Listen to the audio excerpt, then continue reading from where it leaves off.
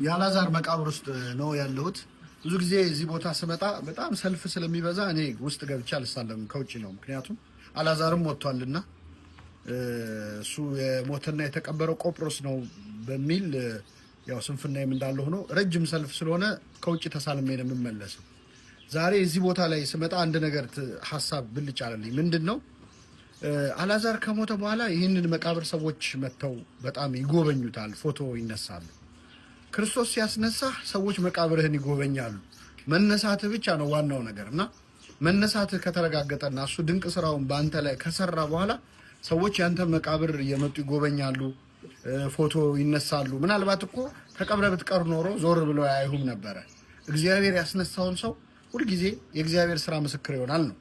ሁለተኛው አላዛር ወደ ኢየሩሳሌም ከተማ መግባት አይችልም ነበር በሕግ። ምክንያቱም የአላዛር ቆሞ መሄድ ራሱ የክርስቶስን ኃይል የሚመሰክር ወንጌል ስለሆነ ማለት ነው።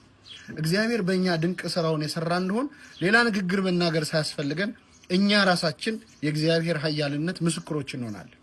በዚህ ምክንያት የእግዚአብሔርን ነገር መስማት የሚፈልጉ ሰዎች እኛን ማየት አይፈልጉ፣ የማይፈልጉ ሰዎች እኛን ማየት አይፈልጉም። እግዚአብሔርን ማድነቅ ለሚፈልግ ሰው ግን እኛ ራሱ ወንጌል እንሆናለን። አላዛር ቆሞ መሄዱ ብቻ ራሱ የክርስቶስን ኃይል ያሳይ ነበር። ይሄ በብዙዎቻችን ህይወት ሳይገጥመን አይቀርም። እኛ ቆመን መሄዳችን በራሱ ለሱ ኃያልነት ምስክር